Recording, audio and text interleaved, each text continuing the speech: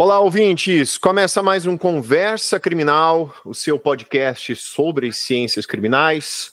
Sou Augusto Rodrigues, advogado criminalista, e hoje contamos com a presença do advogado Vitor Pereira Pacheco. Ele é advogado criminalista, mestre pela Universidade Federal do Paraná e especialista em crimes informáticos. Como vai, Vitor? Tudo bem? Tudo bem, Augusto. Fico muito contente com o convite, ainda mais nesse espaço em que são convidadas pessoas ilustres, vários colegas que eu admiro, que sempre estão aqui conversando contigo, e estar nesse ambiente, para mim, é muito convidativo. Fico muito feliz aí com o espaço. Eu que agradeço, Vitor, pela presença, por participar aqui do nosso programa e por compartilhar os seus conhecimentos, né? Além de advogado criminalista, você tem essa atuação especializada, né, na advocacia criminal relacionada aos crimes informáticos. E, Vitor, já te lançando a primeira pergunta, sobre a advocacia criminal, se você puder colocar para a nossa audiência como se desenvolveu a sua carreira, como você chegou nessa área de atuação relacionado aos crimes informáticos. Que legal a pergunta já de início, Augusto. Eu fico contente também de conversar com outro advogado criminalista. Acho que a nossa área ela é uma área um tanto quanto solitária, embora a gente fale com tantas pessoas durante o dia. Tem até uma amiga minha que brinca que às vezes a tarefa do advogado criminalista é ficar no telefone, ligar para repartição pública, ligar para cartório, ligar para secretaria, ligar para presídio, e às vezes a gente acaba não conversando com os colegas da nossa área, né?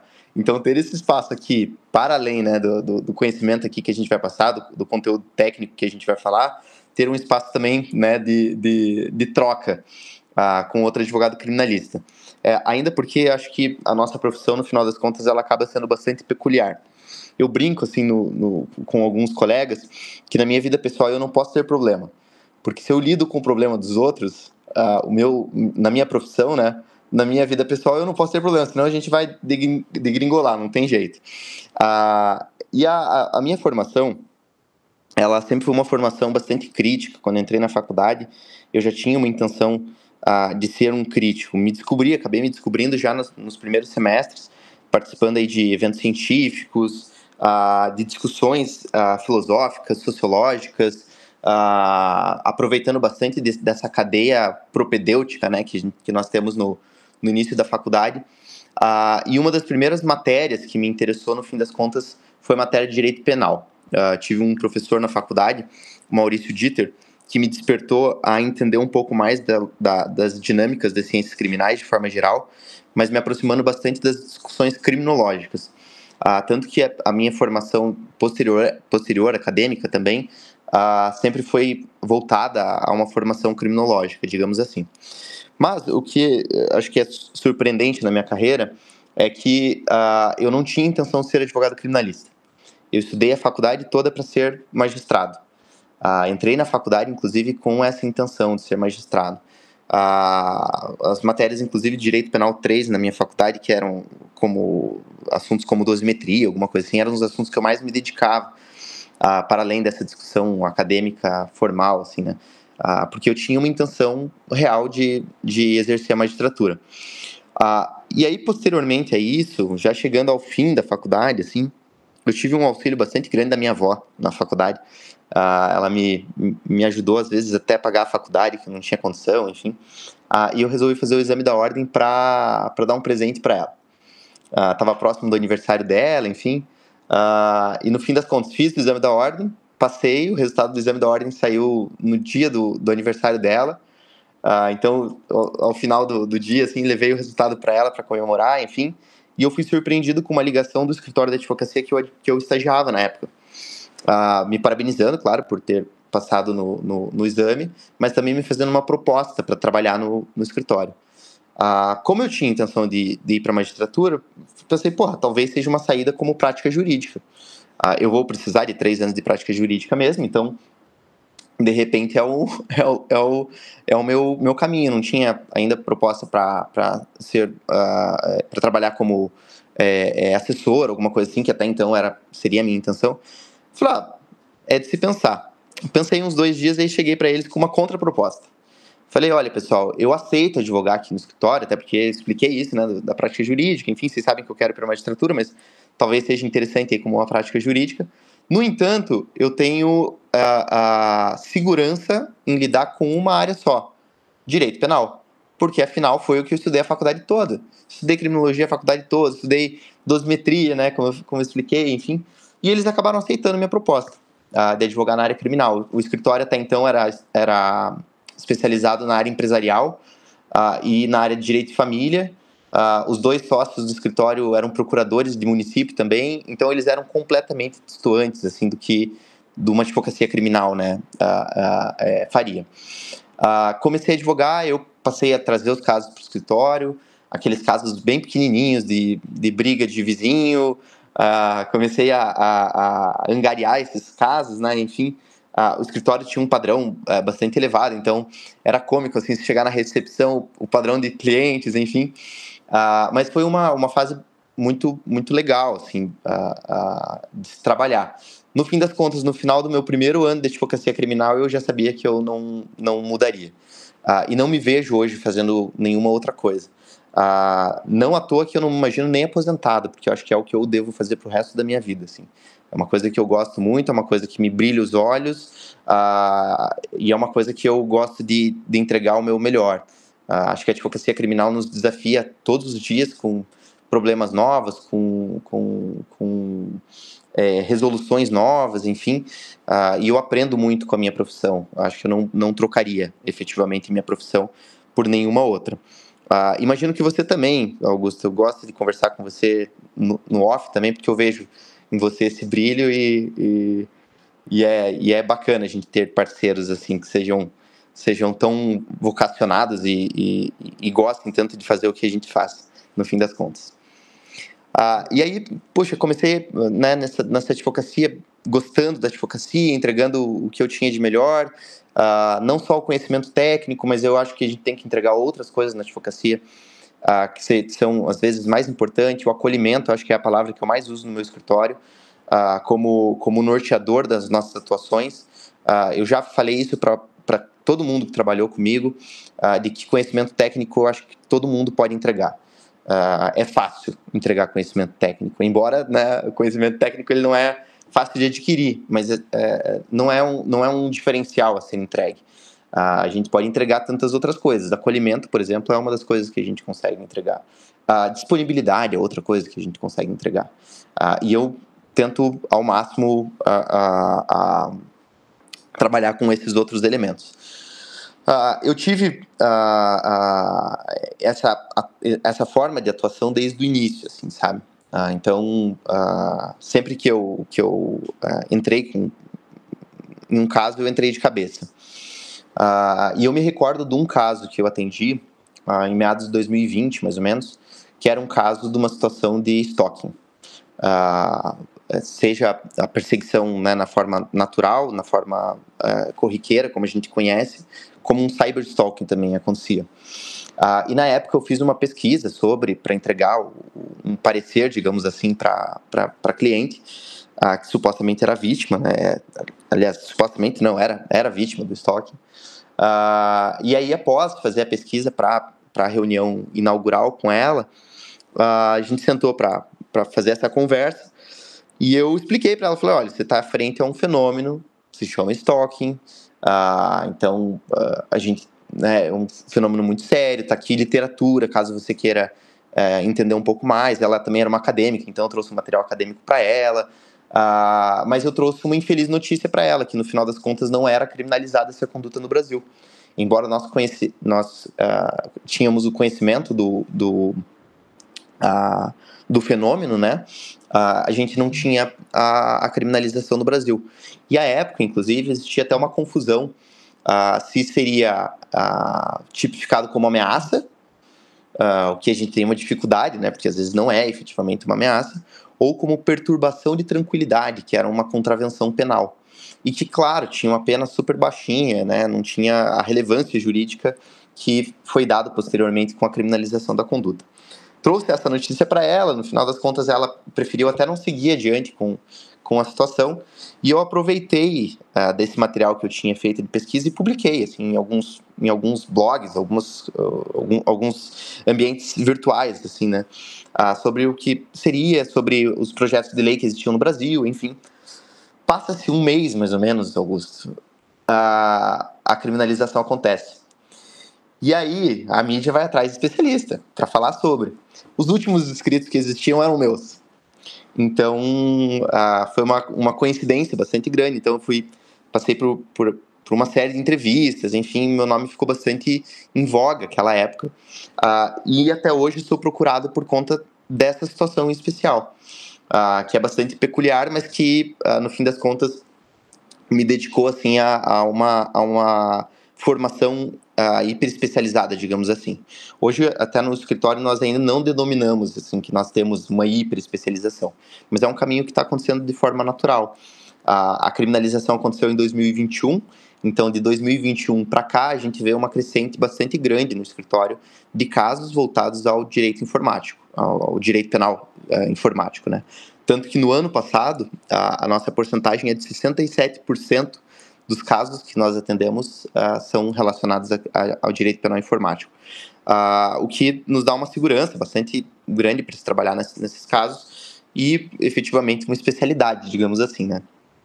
Como o direito ele busca acompanhar essas relações sociais e nós sabemos que muitas vezes a legislação penal acaba também indo atrás de solucionar, ou pelo menos tentar solucionar esses conflitos, né, sociais, a gente pode também fazer esse paralelo, né, dessas relações que vão ocorrendo na internet e o direito penal acabar acompanhando. Como é que você tem enxergado essa expansão do direito penal nessa pós-modernidade e essa criação de uma área específica para lidar com esses crimes informáticos? Como é que você enxerga isso, até não só no Brasil, ou até se a gente pegar no direito comparado, enfim?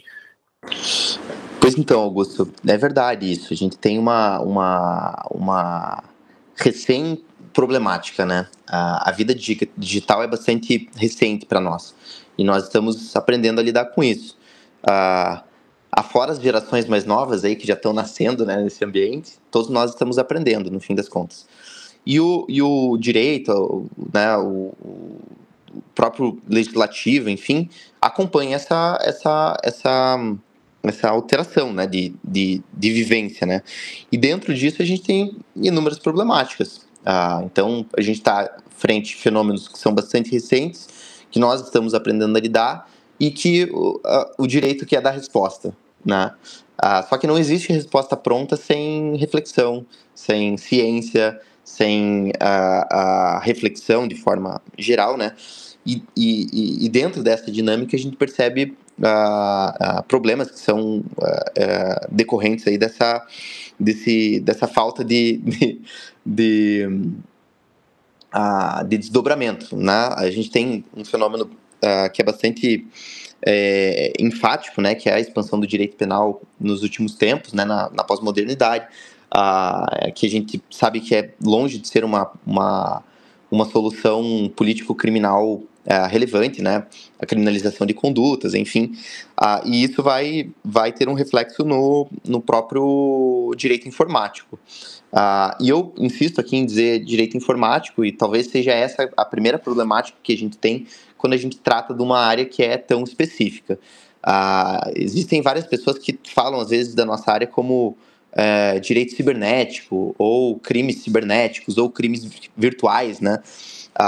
E eu acabo acreditando que a designação mais correta seria o direito informático, direito penal informático. Porque o direito penal informático, ele acoberta termos que, efetivamente, quando a gente fala de virtualidade, não vão estar cobertos. Crime virtual dá a entender que é um crime que não está nem presente no mundo real. Só que se a gente tem punição, se a gente tem persecução penal, a gente não pode falar de uma coisa que não existe na realidade, né? De materialidade. A mesma coisa com o cibernético, né? A gente tem uma impressão que só naquele mundo vai existir as coisas. e o direito penal informático ele seria uma coisa um pouco maior, acobertaria essa imaterialidade. Ainda existem alguns autores que vão dizer que o direito penal informático ele precisa existir como termo e como área por conta da dificuldade que vai existir do direito penal de acobertar essas relações provindas aí do mundo digital, digamos assim. Então, o que a gente conseguiria, né, pensar aqui de dificuldade, né, que existiria em relação ao direito penal ortodoxo, de um direito penal tradicional para lidar com as questões. Eu sempre penso, e se eu não me engano até o professor Spencer fala a respeito disso, da dificuldade que nós temos em relação aos próprios quatro excludentes de licitude do direito penal, né? Ou seja, legítima defesa, estado de necessidade, cumprimento do dever legal, estrito cumprimento do dever legal, né? Exercício regular de direito. Se nós pensarmos em crimes que acontecem nessa virtualidade, né, nesse mundo digital, como que a gente teria uma legítima defesa? Como que a gente teria um estado de necessidade, né? Então, as próprias quatro excludentes de licitude, a princípio, não estariam acobertadas por essa lógica. Então, alguns autores defendem que a gente precisaria de um direito penal para além de uma parte especial, digamos assim, que é como se trata o direito penal informático, mas que nós precisaríamos teorizar sobre um direito penal informático efetivamente. E dentro dessa problemática, os crimes vão surgindo, existe uma necessidade de criminalização de condutas sem muita reflexão, sem muito cuidado, passando por inúmeras problemáticas. Posteriormente, a gente vai falar sobre o crime de perseguição mesmo, que eu acho que é um bom exemplo aqui para nós, que o legislador errou brutalmente no momento da criminalização, e a gente vê isso sendo repetido com tantos outros crimes.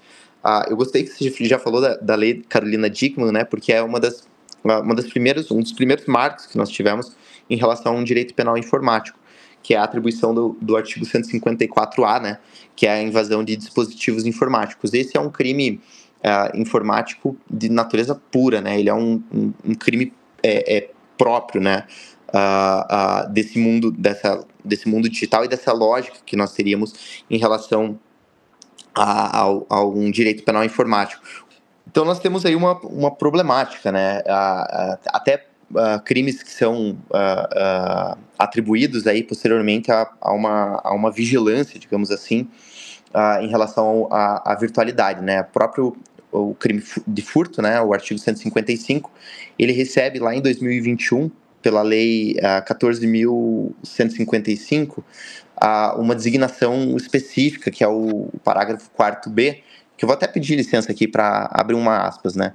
Que ele diz o seguinte: a pena de reclusão de 4 a 8 anos de multa, se o furto é cometido por meio de dispositivo eletrônico ou informático, conectado ou não a redes de computadores, com ou sem a violação de mecanismos de segurança, ou a utilização de programas maliciosos, ou qualquer outro meio fraudulento análogo.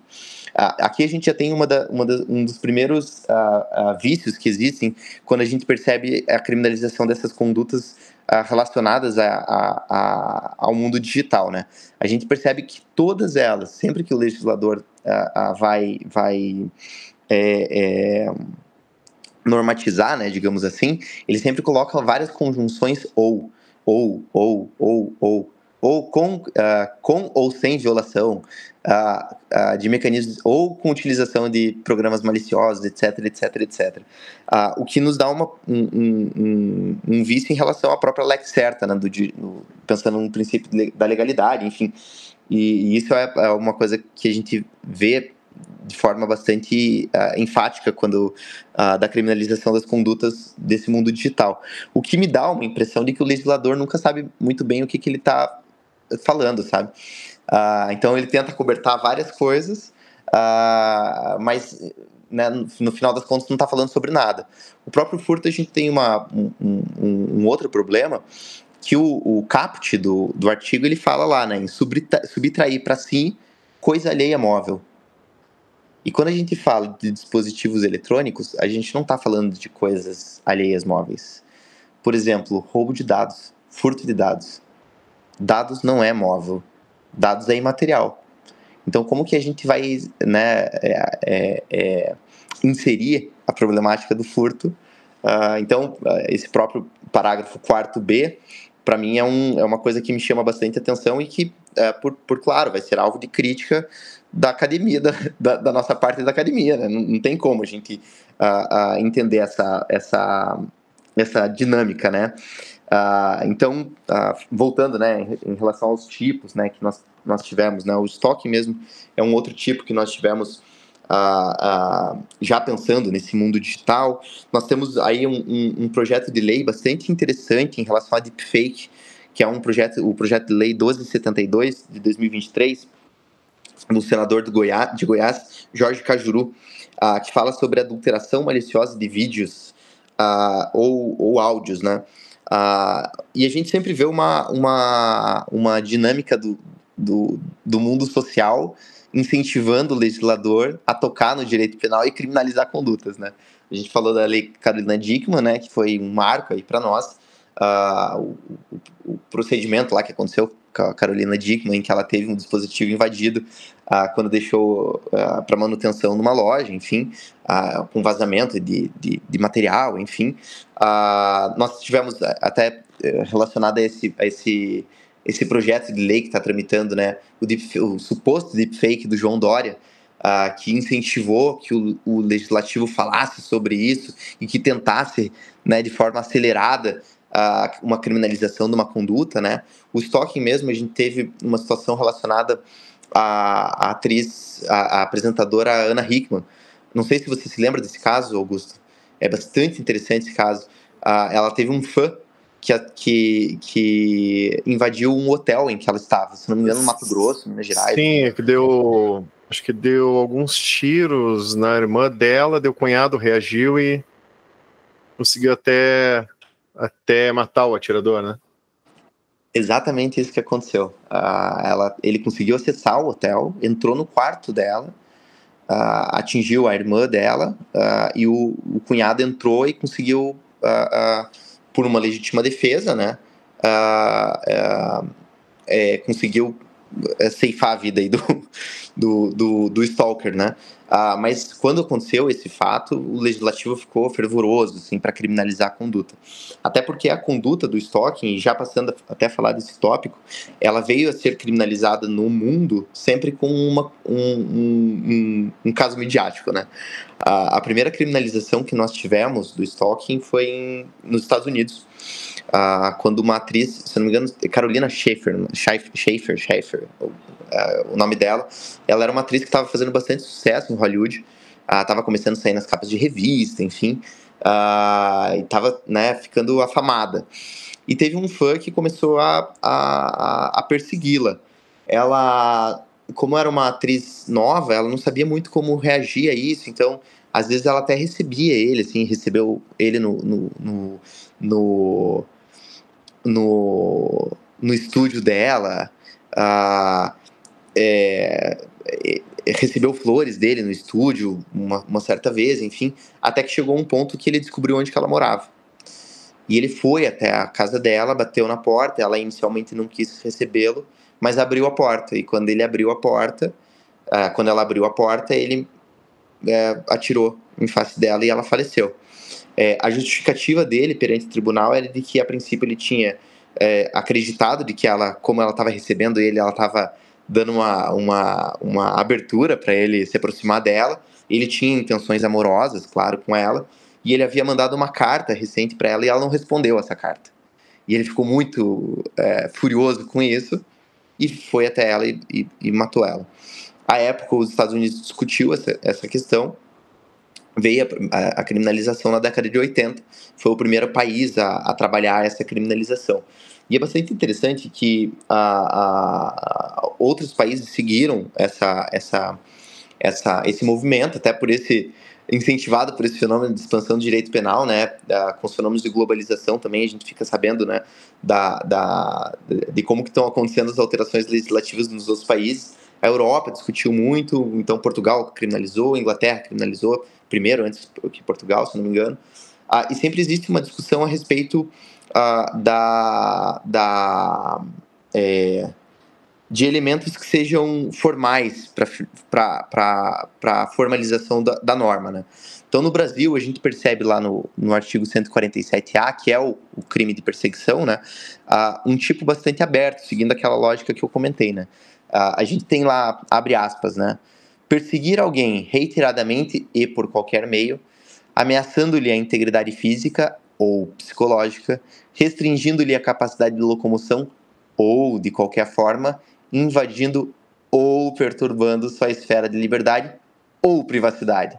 A gente vê um tipo bastante amplo, cheio dessas conjunções ou, né, para tentar acobertar o máximo possível de condutas. O que, para mim, também, né, contraria, por claro, assim, o princípio da taxatividade e também o princípio da legalidade nessa sua feição de lex certa, né? E isso nos deixa bastante confusos quando dá atuação. Eu acho que essa é a maior, talvez a maior problemática que nós temos quando a gente enfrenta essa área do direito penal informático na prática.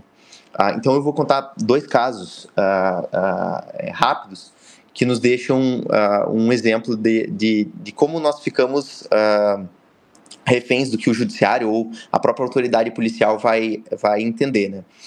Eu tive um caso que eu atendi em que o marido descobre que a esposa está o traindo. Ele vai até em casa para tirar satisfação com ela, chega em casa, ela está em casa, e ele começa uma discussão com ela, falando, descobri a traição, é o João da Margarina lá quem você está se relacionando, enfim, etc, etc. Ela, ao invés de enfrentar a discussão, pega a chave do carro dele, entra no carro dele e sai às pressas. Ele pega a chave do carro dela e sai às pressas atrás dela. Ela anda em torno de uns 5 quarteirões, mais ou menos, para na casa da mãe dela, estaciona o carro ali na frente e entra para dentro da casa. Ele, obviamente, estaciona o carro atrás dela, bate na campainha, interfone, enfim, e pede para a mãe dela a chave do carro. Ele falou, eu só quero a chave do carro, não quero mais saber dessa mulher, não. Só quero meu carro de volta. Inclusive, a chave do carro dela tá aqui. Pega a chave do carro dele, vai para casa e nunca mais fala com a esposa. Com a ex-esposa nessa oportunidade, né? 6 meses depois, ele recebe uma intimação da delegacia de que ela teria aberto um boletim de ocorrência por perseguição. De 5 quadras, né? Essa perseguição, ela tá acobertada pelo tipo? Se você for ver de forma estrita, talvez esteja, porque o tipo é muito amplo. No entanto, não é o que a gente entende por stalking, né, pelo fenômeno stalking. Não é o que o legislador quis falar em relação à perseguição. E foi o que nós sustentamos, inclusive, né? Nós conseguimos o arquivamento do inquérito, então não veio à frente, mas o cliente, teve que depor, teve que chamar testemunha, a gente teve que intimar a mãe dela, inclusive, que viu toda essa situação. Então foi um trabalho de 1 ano, mais ou menos, por uma situação que efetivamente não era perseguição, mas que a autoridade policial estava investigando, né? Porque simplesmente tinham aberto um boletim de ocorrência indicando esse novo tipo que era que ainda é, né? Uma novidade para todo mundo. E aí tem um segundo caso também que nós atendemos, que é uma situação de uma funcionária pública, uma professora, em que ela constantemente vem sendo alvo de denúncias junto ao órgão que ela ao estado, né, que ela trabalha, enfim, de que ela está distribuindo cartilhas do comunismo na escola, de que ela está fazendo falas de apologias ao comunismo, a dinâmicas de esquerda, enfim. Essa professora já recebeu cerca de 150, mais ou menos, denúncias nos últimos 4 anos, mais ou menos. Todas essas 150 denúncias são investigadas pelo órgão, porque eles precisam investigar. Então, abre-se sindicância, abre-se procedimentos, e ela vem respondendo todos esses procedimentos. No entanto, o Ministério Público já está frente à situação, mas nunca apresentou qualquer denúncia em relação a um crime de perseguição. E que, por claro, é uma situação mais do que legítima, né, de uma perseguição. Alguns países vão trazer elementos formais para definir o que é perseguição ou não. Por exemplo, o próprio Estados Unidos, né? O próprio Estados Unidos fala de uma perseguição por mais de 10 vezes. Então, seja uma perseguição física, né, ou no ambiente digital, mas que ela tenha acontecido por mais de 10 vezes. Aí sim a gente vai considerar como stalking, né, na legislação deles. No Brasil, a gente não tem esse parâmetro. Alguns países também falam, mas não de forma normatizada, mas às vezes por entendimento, né, de decisões, enfim, até os países de uma forma de direito diferente da nossa, né, que privilegia muito mais as decisões, enfim, vão colocar critérios mais objetivos para definir o que é perseguição ou não. Mas no Brasil a gente não tem esse crivo, né, do que seria uma perseguição ou não com elementos formais, ou melhor, objetivos, né? E essa é a problemática que a gente tem que trabalhar, né? Caso a caso, entender o que é ou não, o que seria ou não. O furto é a mesma coisa, né? Eu falei dessa rusga que nós temos aí em relação ao parágrafo 4b. É uma tese que eu sempre sustento quando existe uma situação de apontamento desse tipo, de que a princípio dados seriam imateriais. Então a gente não tem como falar de subtração de coisa alheia móvel, né? Então furto por si só não poderia ser trazido. Tem uma outra questão que eu acho que é interessante também, que a jurisprudência vem se desdobrando, que é em relação à questão do estupro virtual. Não sei se você já ouviu falar dessa discussão, mas existem alguns tribunais que vêm entendendo que existe a possibilidade de um estupro virtual, quando o agente, a princípio, pede, por exemplo, fotografias para uma menor, enfim, por meio da internet. E se é vulnerável, menor de 14 anos, alguns tribunais vêm decidindo que sim, que é possível a caracterização de um estupro virtual. Para mim, esse termo, por si só, já seria fadado ao fracasso, assim, porque, como expliquei, a gente não tem como falar de crimes virtuais, né? Então a gente não tem como falar de um estupro virtual, de um estupro que não acontece no mundo real, né? Esse termo, para mim, é péssimo. Tanto que eles usam muito esse termo, estupro virtual, em situações em que, mesmo que seja uma pessoa, né, adulta, que muitas vezes ali supostamente está tendo algum tipo de relacionamento, a pessoa ela acaba ali cedendo uma foto, algo assim nesse sentido, e a partir desse momento essa pessoa ela acaba tendo uma certa, vamos chamar assim, distorção, no sentido, mostra mais coisas ou faz mais coisas aí diante da câmera, senão vou vazar isso, né? E, pelo menos situações que eu já vi, nunca trabalhei em casos assim, mas pelo menos situações que eu já vi assim, narrativa de quererem considerar isso uma forma de um estupro virtual, né?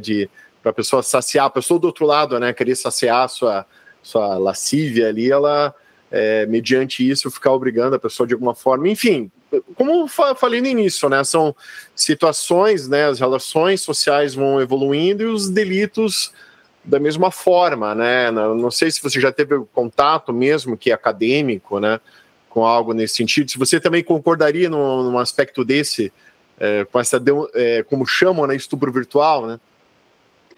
Eu vou te confessar assim que eu não tenho uma posição formada, sabe? Eu não concordo com o termo, assim, estupro virtual, assim, para mim, eu acho que é um termo horrível, assim, acho que realmente não acoberto o que seria a conduta, sabe? Se preenche o tipo ou não, vou te falar que eu fico na dúvida. Eu gosto de ver caso a caso para verificar se sim. Mas você falando na tua fala me lembrou de uma outra situação que nós trabalhamos bastante aqui no escritório, que são situações de sextorção. Então, a princípio, começa-se uma dinâmica de troca de mensagem entre uma pessoa e outra. Essa pessoa pede uma foto para um dos integrantes ali da conversa. A pessoa envia a foto e entra-se em contato uma terceira pessoa dizendo que é um delegado da Polícia Civil do Rio Grande do Sul, geralmente é do Rio Grande do Sul, e que a pessoa com quem ele estava conversando seria menor de idade, e que aí estaria acontecendo uma situação de estupro. e que a família está querendo fazer um boletim de ocorrência em face dele e que vão divulgar essas informações para a esposa dele, ou para a companheira, ou para a família, ou para os amigos, vão expor em rede social a foto que ele enviou, e a partir disso começa-se um processo de extorsão. Pede-se dinheiro, geralmente a pessoa entrega dinheiro porque fica assustado com a situação, e passa, né, a responder sempre as mensagens desses contatos. Nós já tivemos, acho que cerca de 30, 40 casos desses no escritório, sejam de situações que aconteceram um dia, né, aconteceu no dia anterior e começou essa extorsão no dia seguinte, sejam situações que a pessoa já está vivendo essa extorsão há 2 anos. A forma como a gente passou a trabalhar, né, nesses casos é uma forma extrajudicial também, no fim das contas, porque não há crime, não há como a gente envolver polícia numa situação dessa. O que existe, claro, né, é o nosso cliente sofrendo uma extorsão, que aí seria um crime diverso, né, contrário, né, digamos assim. Então, em algumas situações, claro, a gente promove uma investigação, promove um inquérito, enfim. Mas eu acho que esses casos, inclusive, entregam um pouco da peculiaridade que é lidar com um direito penal informático. Eu percebo, desde que nós começamos a direcionar a nossa atuação no escritório para esses casos, uma dificuldade bastante grande em relação à própria investigação. Nós temos, né, na dinâmica aí dos procedimentos criminais, a polícia servindo como a polícia judiciária, né, servindo como esse instrumento de busca, né, pelos indícios de autoria, materialidade, enfim, a partir do momento que a gente provoca a autoridade policial, ela é obrigada a investigar. E nós tivemos, nos últimos anos, a criação de alguns núcleos especializados, a princípio, em direito penal informático. As delegacias especializadas em crimes cibernéticos, né? Aqui no Paraná nós temos, inclusive, a Nuciber, né? Embora essas delegacias tenham uma familiaridade com as causas, enfim, recebem inúmeras denúncias todos os dias, né? De ocorrências relacionadas à dinâmica digital, ainda porque acho que um dado bem legal de citar, assim, né? De que existiu um estudo recente que aponta que 80%, olha o número, né? 80% das pessoas que frequentam o ambiente digital já caíram em alguma fraude. E a gente tá falando de fraude, então a gente tá falando de crime, no fim das contas, né? Não sei se você já caiu em alguma situação dessa, Augusto. Já caí, sim. Quer contar para vocês expor? Não, tô brincando. Não, virei estatística, entrei para estatística, aquela história de pensar, putz, como é que fui cair nessa? Mas, sim. Sabe que eu tive 2 situações. Eu vou contar para o público, então eu vou me expor, então. Eu tive uma situação ontem. Eu comprei uma rifa de um veleiro. Gosto de barco, gosto de velejar. Comprei a rifa, primeira vez que comprei a rifa. Acho que comprei na semana passada. E ontem, tô no shopping à noite, me ligam. Tudo bem? Você ganhou uma cota da rifa de R$5.000. Você confirma os seus dados, enfim. Daí eu falei, os meus dados estão todos disponíveis lá, né? Já comecei a suspeitar da fraude, né? Eu falei, mas é a primeira vez que você compra rifa? Eu falei, sim, é a primeira vez. Nossa, mas que sorte que você tem. E começam a se envolver, né? Quando eu entendi esse envolvimento, já sabia. Bom, é golpe. Já entendi. É golpe. Aí eu falei, com quem que eu tô falando? Tu tá falando com tal pessoa. Eu sabia o nome do cara que tava vendendo a rifa, né? Então eu já sabia que não era a pessoa. Eu falei, vou ficar na linha pra ver até onde que vai, né? Vamos entender até onde que vai. Aí a dinâmica deles era o seguinte: você vai nos passar qual que é teu banco? Aí eu falei o banco. Eu falei, banco X. Você consegue nos passar a chave Pix? Eu falei, a chave Pix é meu e-mail, é um dado público. Então, tá bom, meu e-mail é tal. Então perfeito. Agora a gente vai pedir para que você, nos 3 pontinhos abaixo ali da nossa chamada, você clique em compartilhar tela. A gente pede para você compartilhar a tela porque essa filmagem vai para o Instagram para a gente comprovar que a gente entregou o prêmio para o ganhador. Aí eu abri a tela. Mas, então perfeito. Agora veja se o Pix de R$5.000 caiu na sua conta. Aí eu falei, olha, não vi nada. Claro, né, fechei a câmera, assim, também já tava, né, um pouco mais esperto. Fechei a câmera. Então abra o seu dispositivo do banco para confirmar o teu extrato, efetivamente, né? E aí aquela coisa, né? Você tá com a câmera aberta, você vai abrir o dispositivo, você vai digitar a senha, eles estão vendo você digitando a senha, porque você está compartilhando a tela, ou Face ID, né? Então ele tá compartilhando a filmagem, você vai entrar com o Face ID e eles também estão com a tua tela. Entrou na tua conta, meu amigo, sacou tudo, sacou tudo. Eu achei bastante curioso, eu não tinha visto esse golpe ainda acontecendo. Já tinha notícia desse golpe acontecendo, mas eu não tinha visto ainda a dinâmica deles. Por isso que eu fui seguindo para entender qual que era a dinâmica deles, né? Chegou nesse momento, eu desliguei a ligação, né? Eu falei, pronto, já entendi a dinâmica deles. Não mudei a senha do banco também, para assegurar que, por mais que eu não tivesse aberto o aplicativo, não tivesse, mas mudei a senha do banco, comuniquei o banco, inclusive, se existiria alguma movimentação estranha na minha conta para que eles tivessem o ambiente de segurança deles lá acionados, enfim. E eu acho que a gente, enquanto consumidor, a gente precisa ter essa disposição, inclusive, de tentar trabalhar para que esses ambientes de vigilância eles sejam assegurados, né?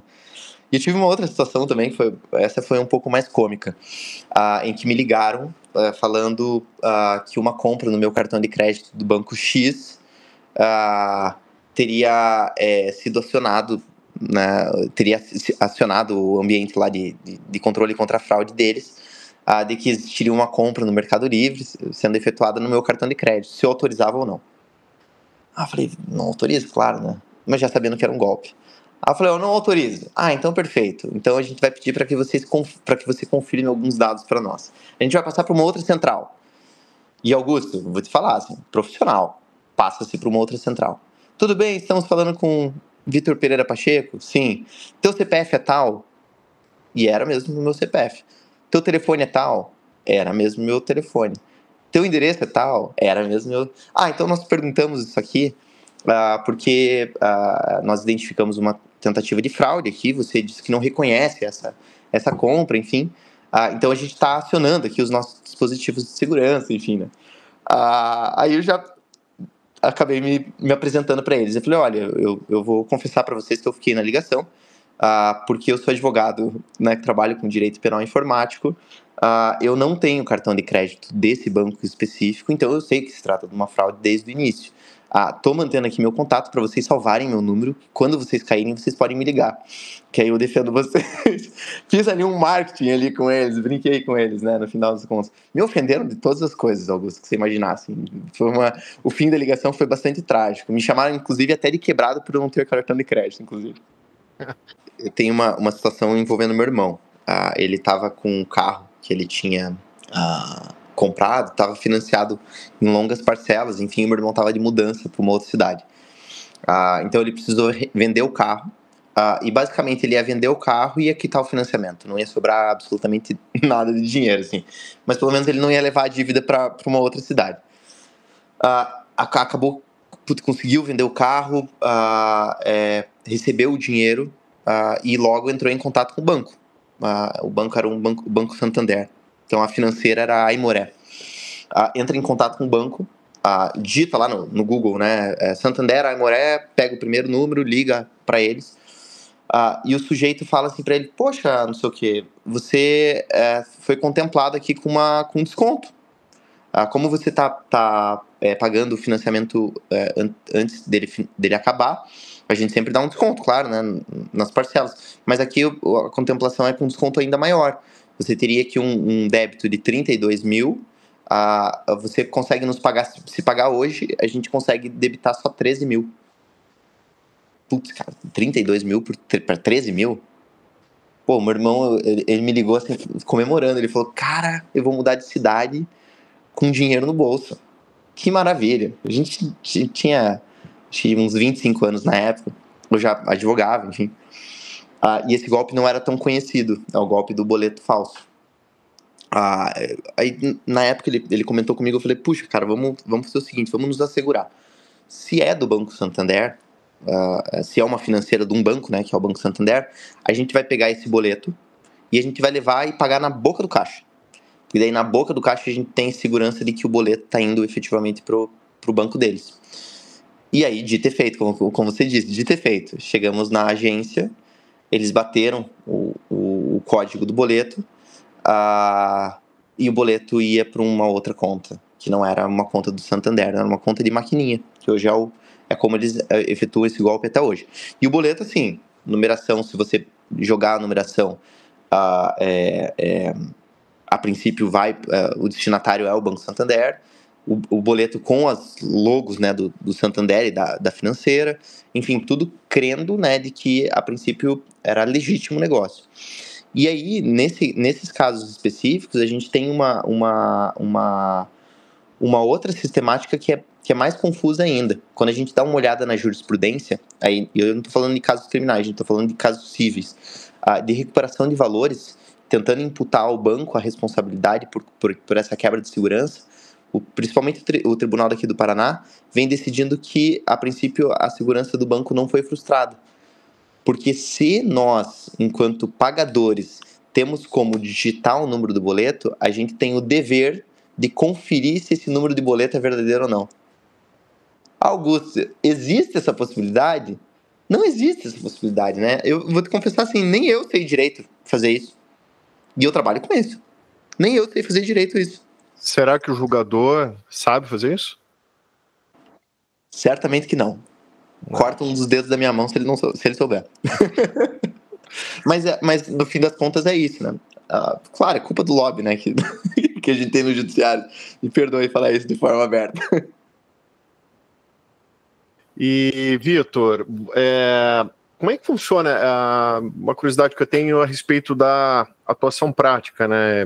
Assim como você, também sou advogado criminalista, mas atuo em outros, em casos que envolvem outros tipos de delito que não esses informáticos, né? Como você bem sabe, até porque já em mais de uma ocasião já acabei te indicando o cliente também para tratar de questões relacionadas, né, a esses delitos informáticos. E como funciona essa questão dessa diferença, né, da atuação em casos de direito penal convencional para esses casos específicos do direito informático? Quais são aí os conhecimentos técnicos necessários para esse advogado que atua com os crimes informáticos?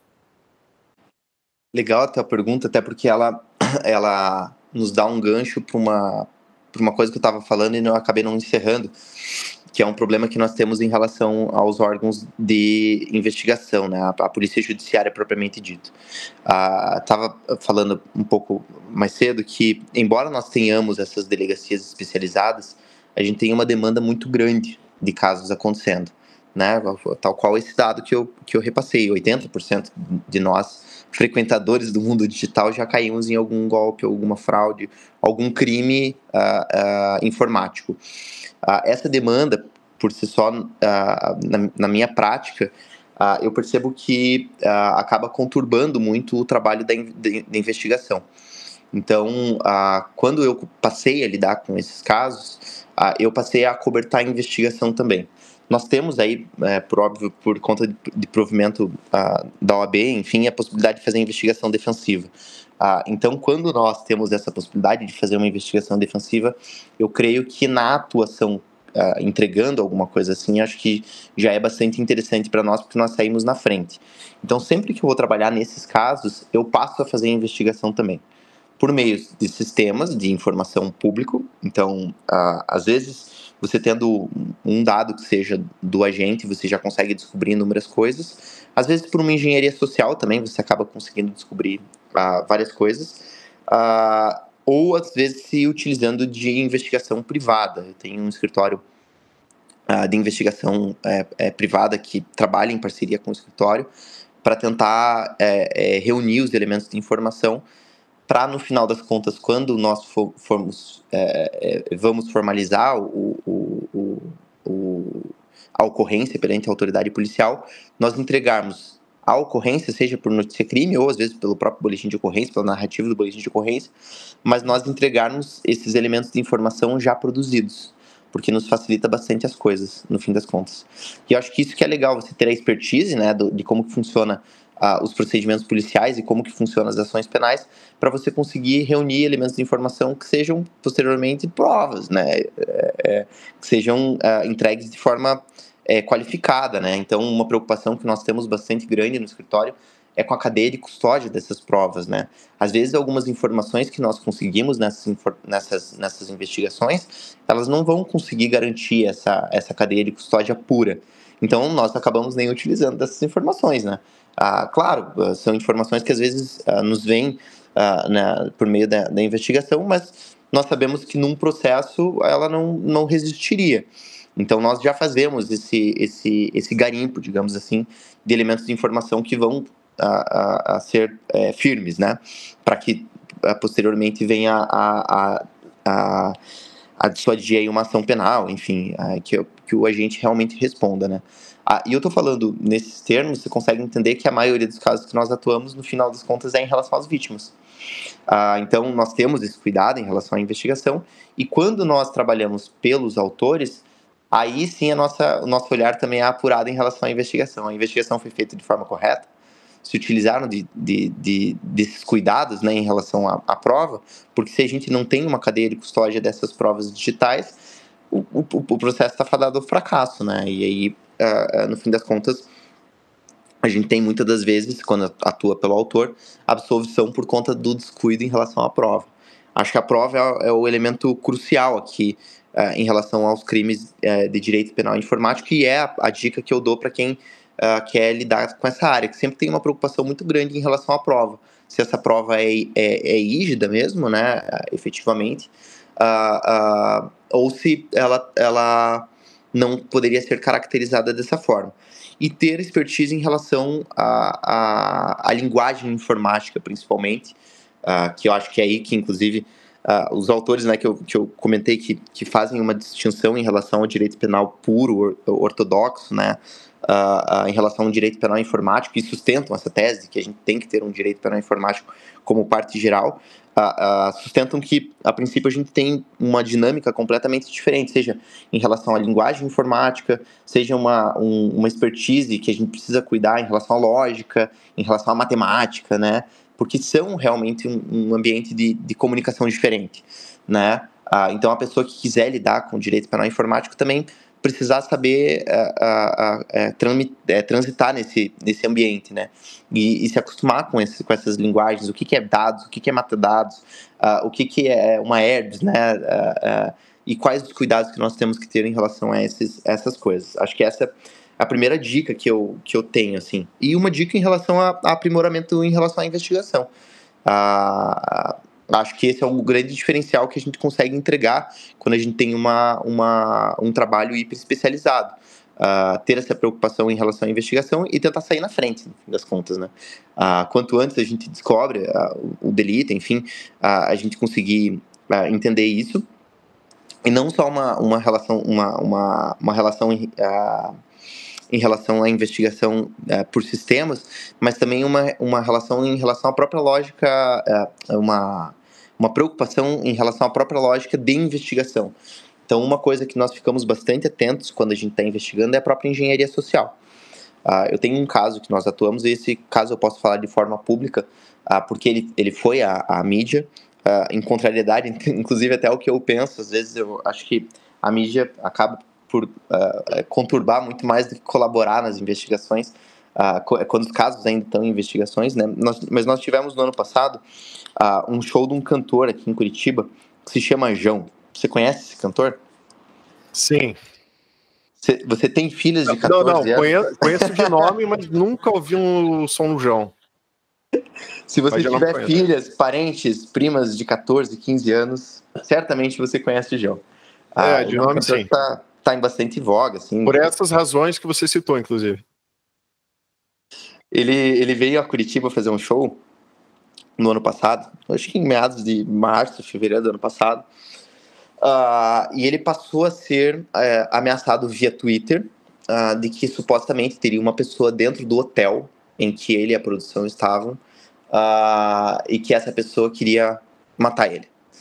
Não se tratava a princípio de um fã, se tratava de um hater, às pressas, o pessoal da produção dele tentou encontrar algum profissional que pudesse auxiliar, né?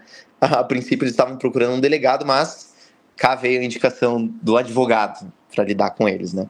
O nosso trabalho foi um trabalho de investigação, propriamente dito. Claro, um trabalho preventivo, então nós auxiliamos ali em fazer um mapeamento de calor, assim, se efetivamente o cidadão estava dentro do hotel, não estava dentro do hotel, se o hotel estava sabendo, as fotografias estavam sendo tiradas, fotografias de dentro do hotel, com fotos do pessoal com camiseta de produção, ou seja, a princípio teria alguém, né, dentro do hotel. Se essa pessoa seria uma pessoa seria quem realmente estava ameaçando, ou se aquelas fotos estavam chegando por outras pessoas e ele estava se utilizando dessas fotografias, enfim, fizemos esse mapeamento de calor. Uma das coisas que nos chamou a atenção foi de que num desses posts ele postou uma foto com uma arma dentro de um carro. E dizendo alguma coisa assim do tipo, desça aqui, embaixo do hotel que eu vim aqui para resolver as coisas contigo, alguma coisa assim. E esse foi um dos primeiros indícios de que, a princípio, a gente estava diferente de uma situação que não era tão séria. Essa fotografia do carro, de uma arma dentro de um carro, nós fizemos uma busca simples, no final das contas, por aquele dispositivo que existe no Google, de que você lança a imagem e ele te diz da onde que é essa imagem, né? Então nós fizemos uma busca e descobrimos que essa imagem era uma imagem de 2018, que estava realmente publicada num blog, num site, alguma coisa assim, e o sujeito se utilizou dessa foto. Ou seja, ele não estava com uma arma dentro de um carro na frente do hotel. Então ali a gente conseguiu identificar que, né, peraí, nem todas as informações que estavam chegando eram sérias, né? Então nós fizemos um trabalho preventivo, acabamos registrando a ocorrência também. Como ia ter um show, nós acionamos a DEMAF também, que fez um trabalho bastante brilhante, assim, de monitoramento do lugar, com drone, com policiais espalhados no show, a paisana, né, para identificação de qualquer sinal que fosse diferente, enfim. E no final das contas, por meio de uma engenharia social, entrando em contato com o próprio agressor, enfim, nós tiramos algumas informações dele, que ele mesmo nos repassou. Então tinha cadeia de custódia que nós conseguimos chegar até ele, para identificação dele. Mas por meio de uma investigação de engenharia social, a gente não teve utilização de sistema para quebra de alguma informação, alguma coisa assim. Foi um caso bem interessante de se trabalhar. Em 48 horas nós conseguimos chegar no autor, no fim das contas. Se fosse depender de autoridade policial, nesse tempo, efetivamente, a gente não conseguiria a descoberta dessas informações, né? É pelo volume de trabalho, né, não é nem por falta de vontade, né, da autoridade policial, justamente pelo volume de trabalho e por aí vai. Vitor, a gente está caminhando para o final do nosso programa. Eu quero aqui, mais uma vez, agradecer pela tua participação, por compartilhar todo esse teu conhecimento em relação a esse nicho da advocacia criminal.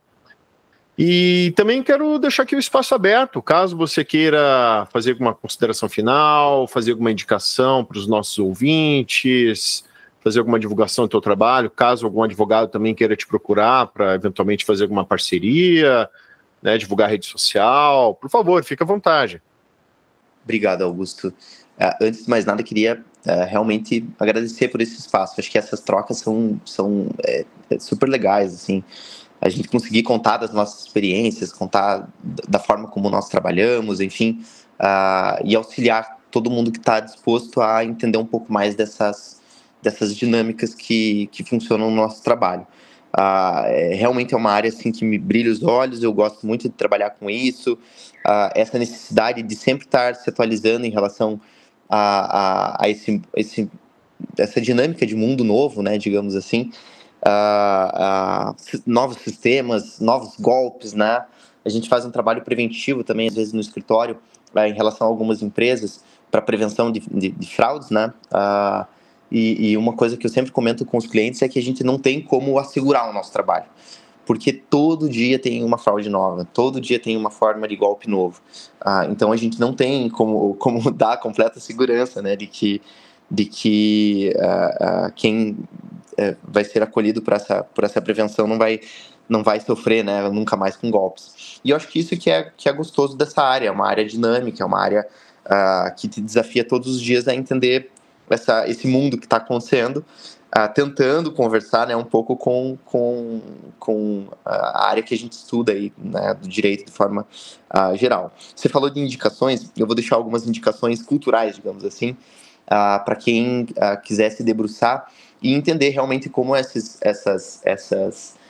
dinâmicas de cotidianismo, digamos assim, acabam impactando, né, no nosso trabalho e impactam na nossa área de atuação.